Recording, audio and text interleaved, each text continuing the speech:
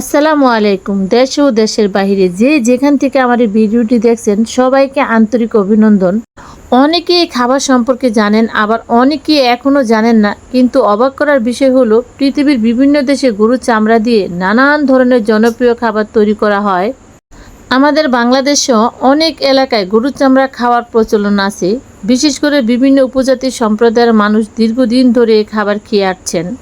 বরিশাল অঞ্চলের অনেক মানুষ গরুর চামড়া রান্না করে খেয়ে থাকেন। আমি নিজেও বরিশালের এক পরিবার থেকে এই খাবার রান্না করা ও পরিষ্কার করার পদ্ধতি শিখেছি। আমি মুন্সিগঞ্জের মেয়ে, আর এখন মুন্সিগঞ্জের অনেক মানুষও ধীরে ধীরে এই খাবার সম্পর্কে আগ্রহী হয়ে উঠেছেন।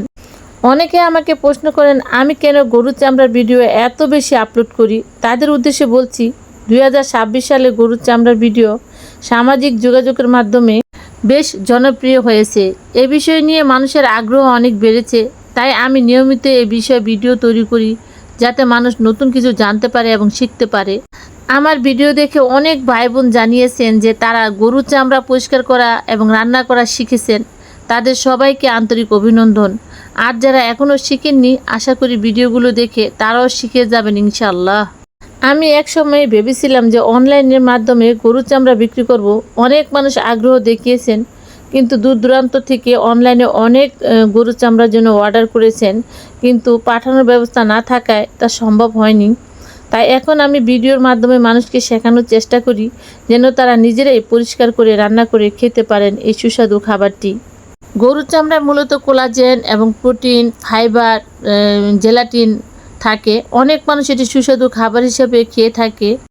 আমার কাছে তখনই ভালো লাগে যখন বেশি মানুষ নতুন একটা খাবার সম্পর্কে জানছে এবং শিখছে। কারণ অতীতে গরুর বুড়ি অনেক মানুষ খেত না, খালে বিলে আগারে বাগারে ফেলে দিত। কিন্তু আজ সেই বুড়ি বাংলাদেশে অন্যতম জনপ্রিয় খাবার। বিভিন্ন রেস্টুরেন্টে বুড়ির বিশেষ খাবার পাওয়া যায়। ঠিক তেমনি গরুর চামড়া হয়তো একদিন আরও বেশি মানুষের কাছে পরিচিত জনপ্রিয় খাবার হয়ে উঠবে ইনশাআল্লাহ। আর এই কুরবানি ঈদে কে কে গরুর মাথার চামড়া পরিষ্কার করেছেন এবং খেয়েছেন জানাবেন। আর যারা এখনও খাননি গরুর চামড়া, তারা একটু হলো খেয়ে দেখবেন গরুর ভুঁড়ি এবং গরুর মাংসের স্বাদকে হার মানিয়ে দেবে।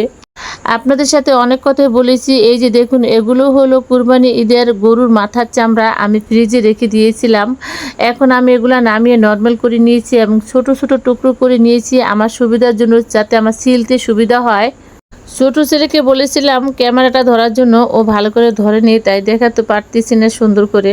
আপনারা বুঝে নিন। এই যে আমি দেখুন ছোট ছোট টুকরো করে বটি দাও দিয়ে কিভাবে তরকারি ছোলার মতন ছিলে নিচ্ছি।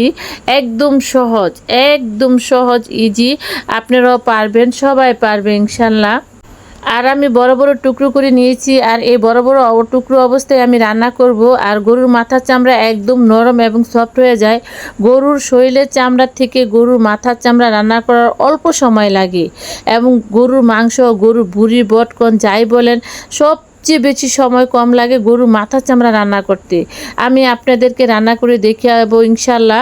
আপনারা আমার পেজটি ফলো দিয়ে পাশে থাকবেন, যাতে আমার রান্নার ভিডিও আপনাদের কাছে পৌঁছে যায়।